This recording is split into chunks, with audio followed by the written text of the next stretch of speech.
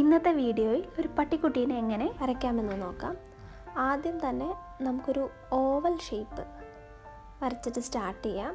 ഏകദേശം ഒരു ഓവൽ, അതിനെ വെർട്ടിക്കലിയും ഹൊറിസോണ്ടലിയും ഈക്വലായിട്ട് ഡിവൈഡ് ചെയ്യാം. കണ്ണും മൂക്കൊക്കെ വരയ്ക്കാൻ എളുപ്പത്തിന് വേണ്ടിയാണ് ഇങ്ങനെ ചെയ്യുന്നത്. നെക്സ്റ്റ് സ്റ്റെപ്പ്, നമുക്ക് പട്ടിക്കുട്ടിയുടെ മൂക്ക് വരയ്ക്കാം. അതിനായിട്ട് ഒരു W ഓവലിൻ്റെ താഴത്തായിട്ട് വരച്ച് നമുക്ക് സ്റ്റാർട്ട് ചെയ്യാം. നെക്സ്റ്റ് സ്റ്റെപ്പിൽ നമുക്ക് പട്ടിയുടെ ചെവി വരയ്ക്കാം. രണ്ട് സൈഡിലും ചെവികൾ വരയ്ക്കുക. റെഫറൻസിന് ഒരു ഫോട്ടോ വെച്ച് അതുപോലെ വരയ്ക്കുകയാണെങ്കിൽ ചിലപ്പോൾ കുറച്ചും കൂടി എളുപ്പമുണ്ടാവും.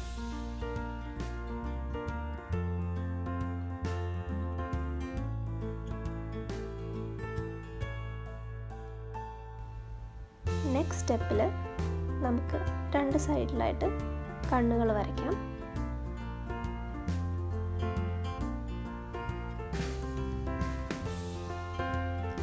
കണ്ണുകൾ വരച്ച് കഴിയുമ്പോൾ നമ്മൾ ആദ്യം വരച്ച മൂക്കിനെ പിരികത്തിലോട്ട് എക്സ്റ്റെൻഡ് ചെയ്ത് വരയ്ക്കാം.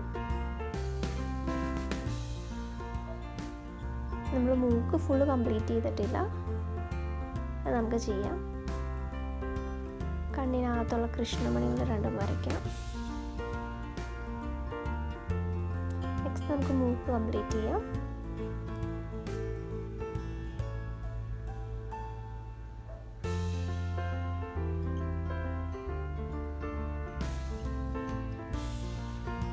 അതിൻ്റെ കൂടെ തന്നെ നമുക്ക് പട്ടിക്കുട്ടിയുടെ കഴുത്തിൻ്റെ ഭാഗവും വരയ്ക്കാം. ആവശ്യമില്ലാത്ത ലൈൻസൊക്കെ പടത്തിൽ നിന്ന് മായ്ച്ചു കളയാം. നെക്സ്റ്റ് സ്റ്റെപ്പിൽ പട്ടിക്കുട്ടിക്ക് കുറച്ചും കൂടി ഒരു റിയലിസ്റ്റിക് ലുക്ക് കിട്ടുന്നതിനായിട്ട് നമുക്ക് ചെറുതായിട്ടൊന്ന് ഷെയ്ഡ് ചെയ്യാം. 2B പെൻസിൽ യൂസ് ചെയ്താണ് ഫസ്റ്റ് ഷെയ്ഡ് ചെയ്യുന്നത്, ലൈറ്റായിട്ടുള്ള ടോൺസ്. അത് കഴിഞ്ഞ് darker ഏരിയാസിന് 8B 6B pencil use ചെയ്യാം.